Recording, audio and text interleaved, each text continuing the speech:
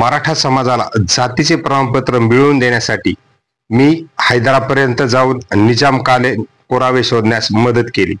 आज रोजी मराठवाड्यात 1,23,000 मराठा प्रमाणपत्राचे वाटप झाल्याचा मला अभिमान आहे.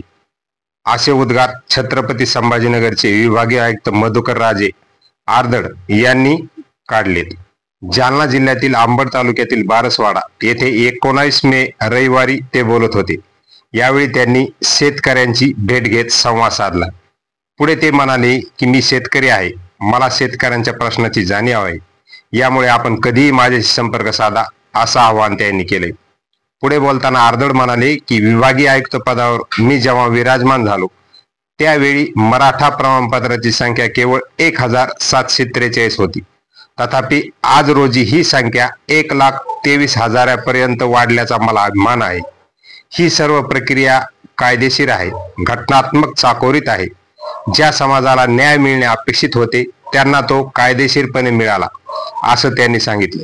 याबरोबरच मी 1995 साली उपविभागीय अधिकारी जालना या पदावर असताना मला विशेष करून बारसवाडा येथे पाठवण्यात आले होते.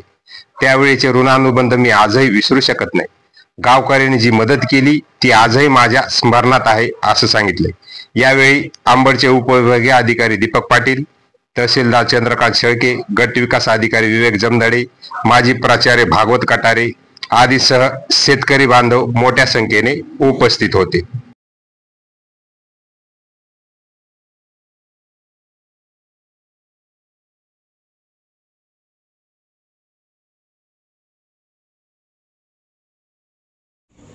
जवळपास 37 शेती विभाग आहे, 8 जिल्हा परिषद आहेत, 8 कलेक्टर ऑफिस आहेत.